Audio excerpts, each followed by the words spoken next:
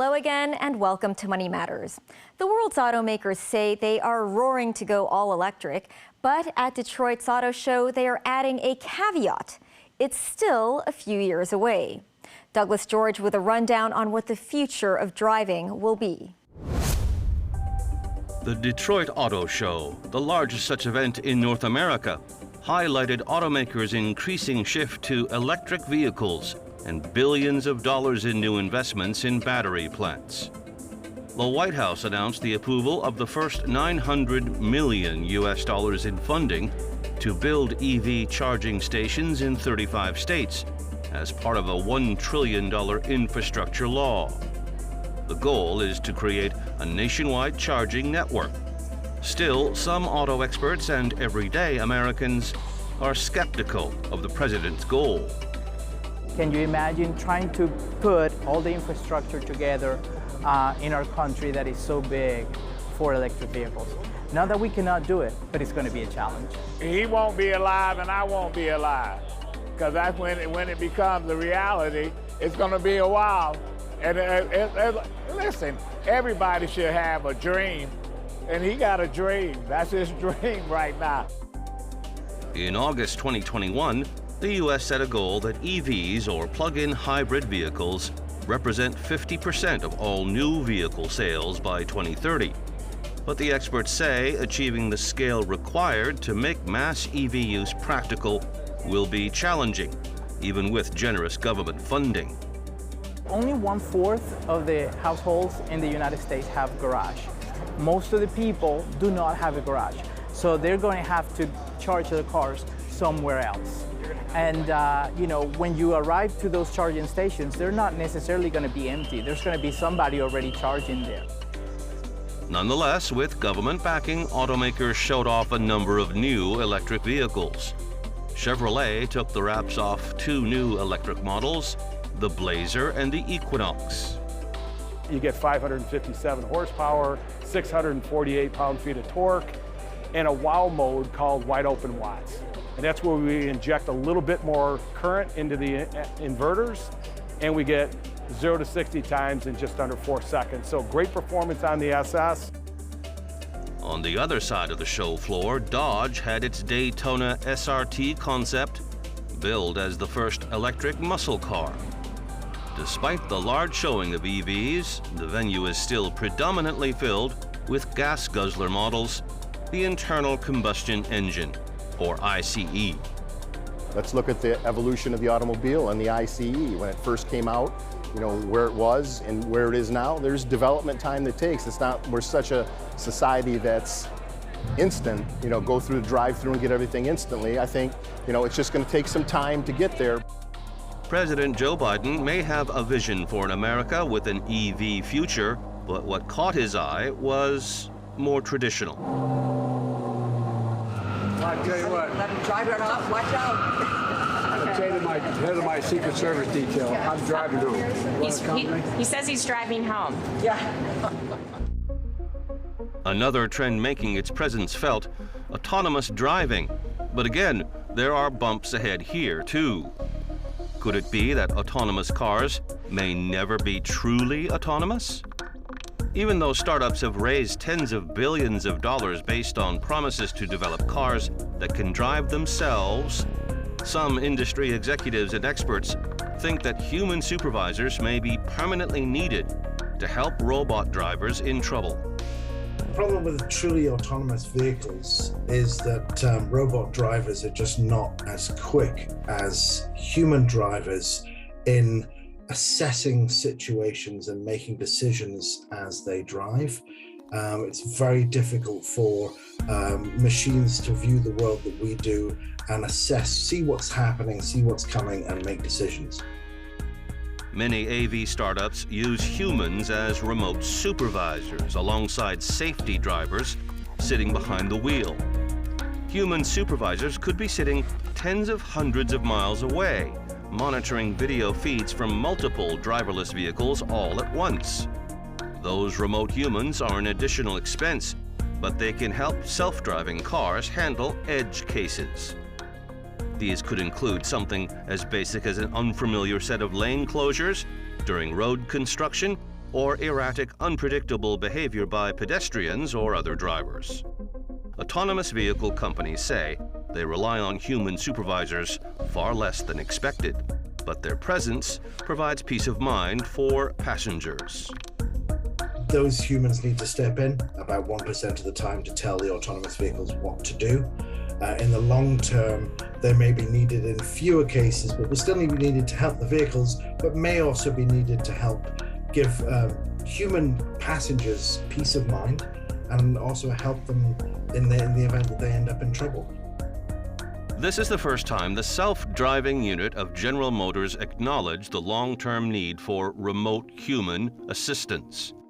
In June 2022, an autonomous vehicle was involved in a crash in San Francisco that left 2 people injured. GM recalled and updated software in its self-driving vehicles and said the unusual scenario would not recur after the update. For some, the idea that human supervisors could be here to stay raises more doubts about the technology. Truly autonomous vehicles are far behind the optimistic rollout schedules predicted just a few years ago. And the undelivered promise of true autonomy has raised the stakes for the AV industry. We're now several years beyond where the likes of Tesla or Cruise were promising that they'd have driverless robo-taxis operating in large numbers on the roads. Investors have put serious money into this, and these autonomous vehicle companies have yet to deliver. So the problem for them now is that it's getting harder and harder to raise more money from people who've already paid an awful lot to make this happen. And this is going to cause problems for some of the autonomous vehicle companies. Those with deep pockets or with big backers are likely to continue. But there's an open question as to the survival of some of the smaller players in the long term if they can't raise more money. Overall investment in future mobility startups has slowed, and analysts predict autonomous vehicles will need to find alternative ways to raise revenue before their products are freely let loose on America's roads. Doing something like delivering goods or operating in mines or operating in remote areas where at slow speeds where their vehicles don't encounter many problems or many pedestrians, anything that's going to bring in money and hopefully generate a profit is going to be crucial because those autonomous vehicle companies need to raise more money. EV makers may be the next big thing, but there's a small Dutch car maker that wants to make it even bigger by tackling climate change. Its car captures more carbon than it emits. It's called ZEM, or Zero Emission Mobility. This car was made with the goal to minimize the CO2 emitted during the manufacturing phase, the life phase, and the end-of-life phase. The slogan or the main phrase, catchphrase with this car is that it captures more carbon than it emits. In the front, it has 2 carbon filters, which filter literally the air while you drive along, capturing the carbon which gets trapped in the filters. Battery electric vehicles emit virtually no CO2 during operation compared with combustion engine vehicles, but battery cell production creates so much pollution that an EV hits the road with a CO2 deficit from the beginning of its road life. The ZEM uses 2 filters that can capture up to 2 kilograms of CO2 over 32,000 kilometers. The final goal is to actually inspire the industry. We want to see our car hopefully completely be adopted by the industry. The dream goal is, of course, to see it being produced. If some car manufacturer sees this and wants to produce it, we're all in for it, of course. But a more realistic perspective is that they adopt certain technologies and innovations we've implemented. So we are now the spearhead of, for example, 3D printing in the automotive industry, and we're using we've adapted the already existing technology of carbon capturing and implemented in the car. The company is currently showing the ZEM on a tour of U.S. universities from coast to coast. Back in Detroit, a truly original idea is floating in the air, a hover bike. It's capable of flying for 40 minutes and reaching speeds of up to 100 kilometers per hour. The Japanese firm that makes it started out making conventional drones and unmanned aerial vehicles. But this model is different. It's cool. We mean Star Wars cool. Adrenaline, right? Of course, you have a little apprehension, but I was just so amped. But I literally had goosebumps. I feel like a little kid. Well, I mean, I think it's a way for the future, right? I think we'll start with delivering goods and services, maybe by drone, and I think that, you know, right now I think it's ready for today's world if you go airport to airport. But I'm anxious to see when we go neighborhood to neighborhood. So let's get it all worked out. The estimated price for the gas-powered American version is $777,000. But the company hopes to get the cost down to a credit card-ready $50,000 for a smaller electric model by 2025. Up next, how the future northern metropolis can integrate into the tech powerhouse on the other side of the Shenzhen River. Stay with us.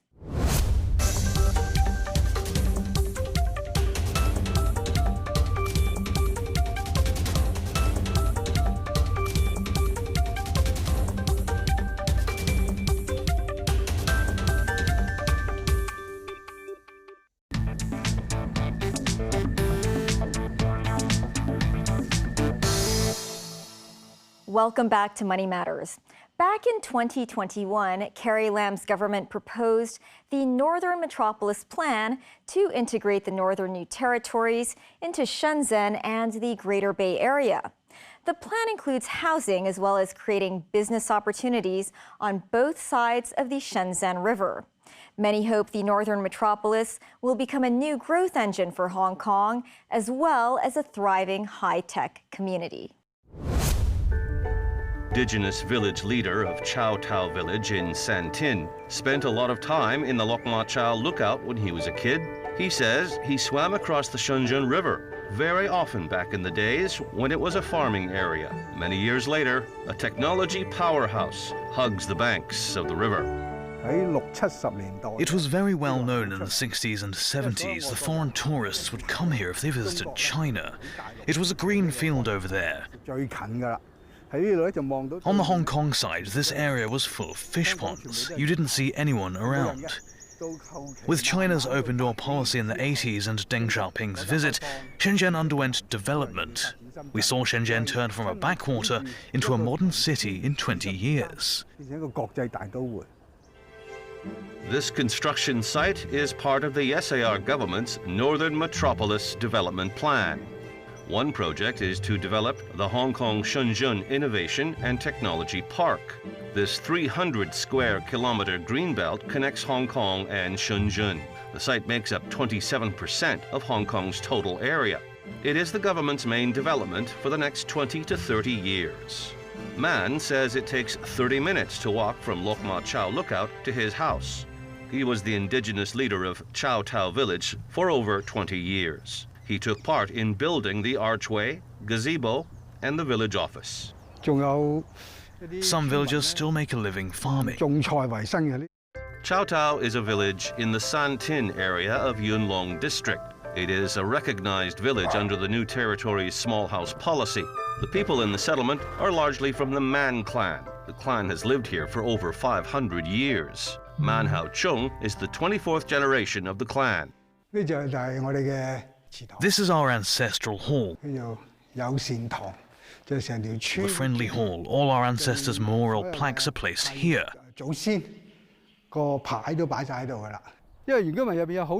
Indigenous villagers have made tremendous contributions to Chinese history. 2,000 years of history is preserved in this village. Why don't we promote Chinese heritage with our clan culture?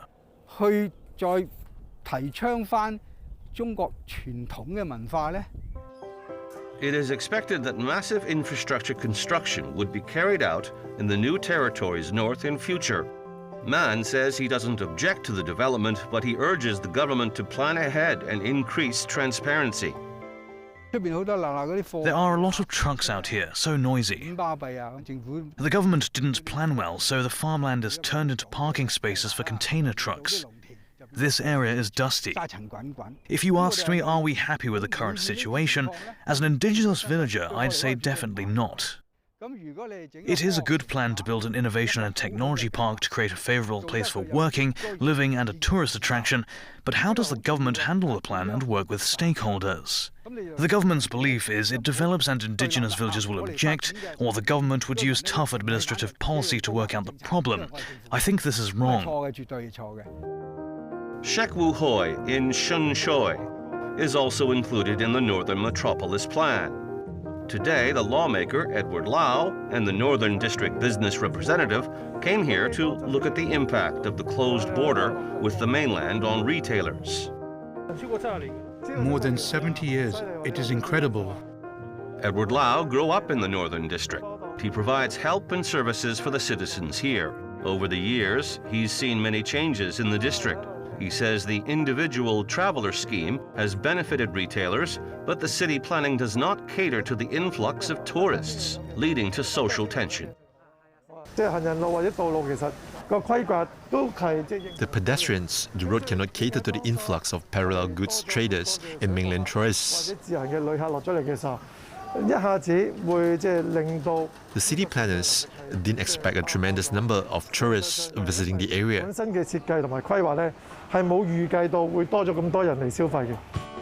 2002, the government decided to restrict vehicles accessing this road to alleviate the problem, and it became a road that was restricted for pedestrian use. At that time, many people went to Luwu Hall because it is close to the border. First of all, renminbi to Hong Kong dollar is low. Everyone went to do shopping in the mainland. Many years later, mainlanders came over to Hong Kong to shop. The street was full of retail shops, cosmetic shops.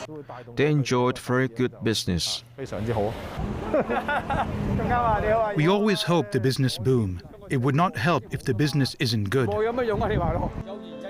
However, citizens in Shek-Wu Hoi complained about the insufficient infrastructure and hygiene issues because of the influx of mainland tourists.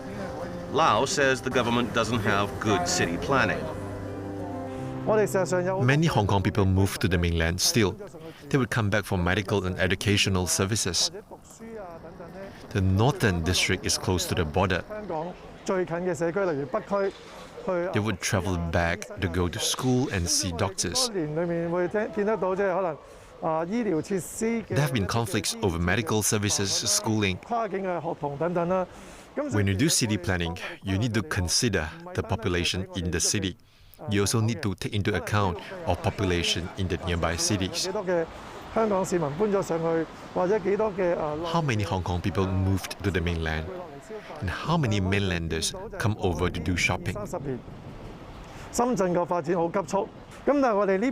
Shenzhen developed so rapidly over the past 20, 30 years, but we still do not know anything.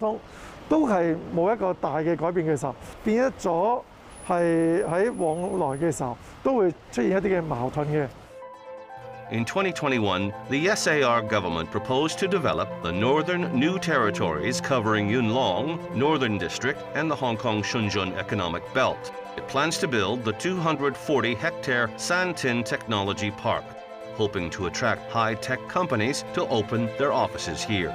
The hope is there will be some synergies created with the large Chinese tech companies nearby. We expect plenty of job opportunities for residents in the Northern New Territories. We also expect experts from the mainland and overseas work here. With the development of infrastructure, citizens in the Northern New Territories would travel to Futian and Qianhai in Shenzhen to work.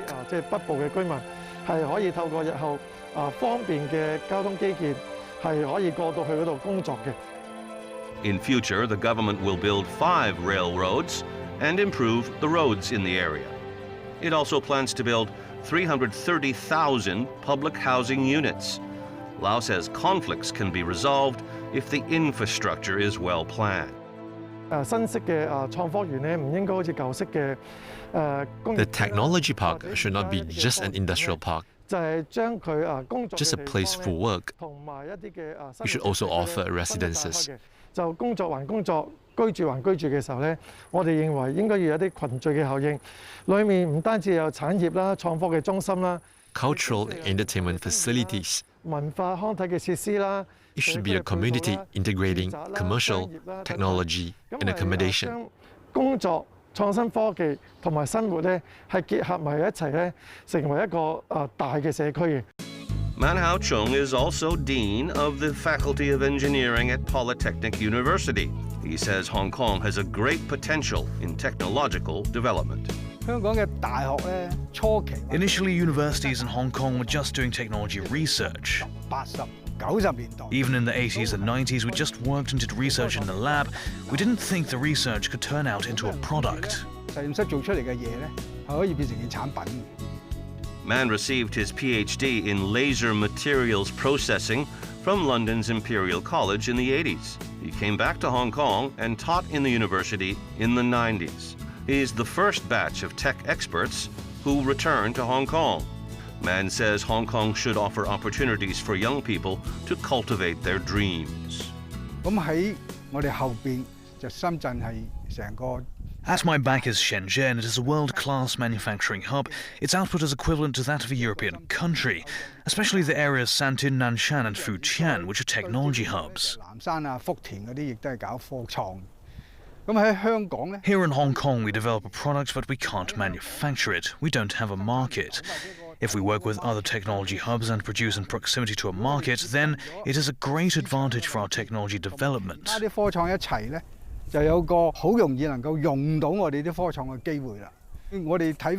Many young people refuse to go to the mainland. If we had a technology park here, they could walk across. It's only 10 minutes away from here. It's like going to Mongkok TST. Then we can integrate the two areas.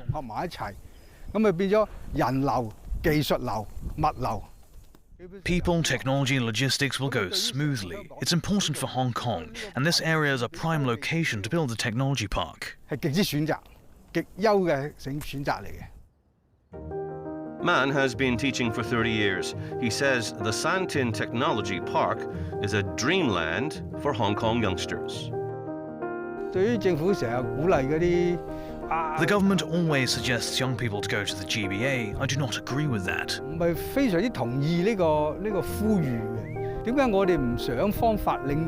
Why don't we work out some measures to retain Hong Kong talent and attract talent from overseas?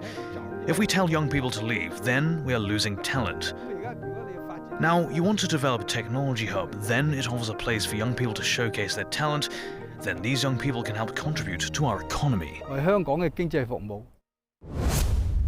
That's the show. Thanks for watching. Next time on Money Matters, does the return of the Hong Kong Sevens mark the reopening of Hong Kong from its pandemic isolation? See you then. Good night.